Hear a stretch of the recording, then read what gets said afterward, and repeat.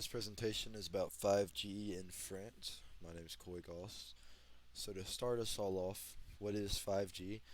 5G is short for the fifth generation of cellular networks. It's the successor of 4G cellular service, and it's designed to connect nearly everyone and everything together. There's a lot of emphasis on Internet of Things, connectivity, automation, and being able to have very low latency between a lot of wireless devices communicating with each other and with central hubs as well.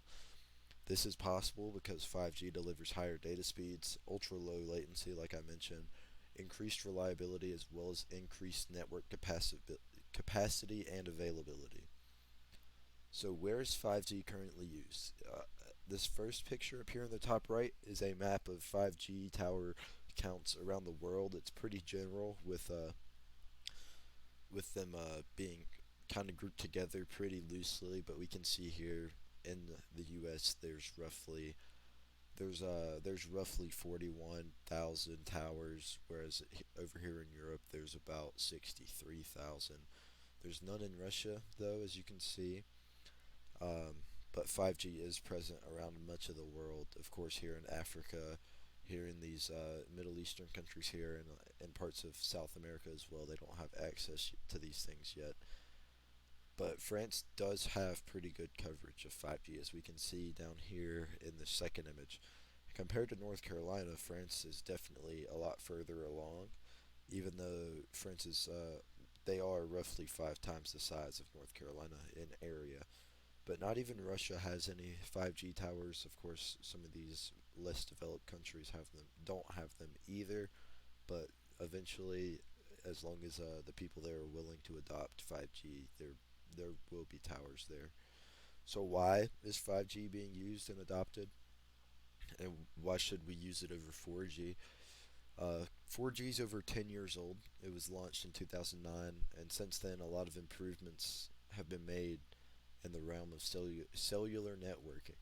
4G had an average speed of about 40 meg, 30 meg per second, while 5G has average speeds of about 1 gigabyte per second. This increased speed does come with its drawbacks, though. As we can see in this image above, 5G also has about a fifth of the latency, but we can also see that 4G is 15 to 30 times better at penetrating obstacles, and it also has about 60 times the range as 5G does. So this is the case with any radio signal, even in like ham radio. VHF, very high frequency, travels much further than UHF, or ultra high frequency. 4G and 5G are much higher frequencies than either of these. They're dipping into the realm of microwaves, and therefore they don't travel as far as these do. Uh, anyway, as far as like UHF and VHF do, but they travel enough for the most part, especially 4G. There's not as many towers needed as a result of this increased range, whereas 5G is going to need more towers. So who is using 5G? Well, as far as the general population, 5G adoption is just kind of coming as people are able to get their hands on devices that are capable of supporting 5G networking. Qualcomm is the primary manufacturer of the microchips that enable 5G networking, and the biggest providers in the cellular market of 5G, in order from most coverage and fastest speeds to least coverage and lower speeds, are T-Mobile, Verizon, and AT&T. There exist other providers. Some providers use some of these people's towers, but these three right here are the biggest names in 5G and in cell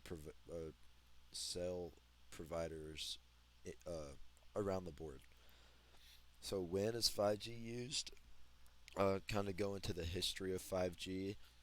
Of course, we had 1G, which was analog wireless, 2G, which brought digital into it, 3G, 4G, and now 5G. And so 1G came about in about 1979, 1980. 2G came about in about 1990, 91. 3G in 2001, and 4G in about 2009. 5G was beginning to be launched in 2019, just prior to 2020, and South Korea was the first country to largely adopt this technology, while Russia, like I mentioned earlier, remains one of the few countries with absolutely no 5G towers deployed, despite definitely having the money to do so if they wanted to. And lastly, how can 5G help solve sustainability development goals in France? So 5G's usefulness in France as relating to sustainability is that it can greatly improve the quality of education.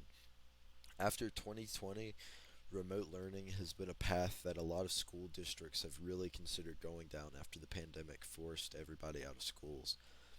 With the help of 5G speed and its low latency, remote learning would run a lot more smoothly than it did during the pandemic, relying on people's Wi-Fi or maybe 4G networks to carry all of those signals at the speed that was required.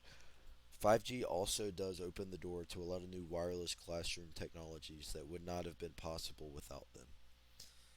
So, lastly, for two truths and a lie, I've got three, of course. So the first one, France is the leader in 5G in Europe. Secondly, 5G will help will help improve the quality of education in France, which will lead to other sustainability development goals being improved upon.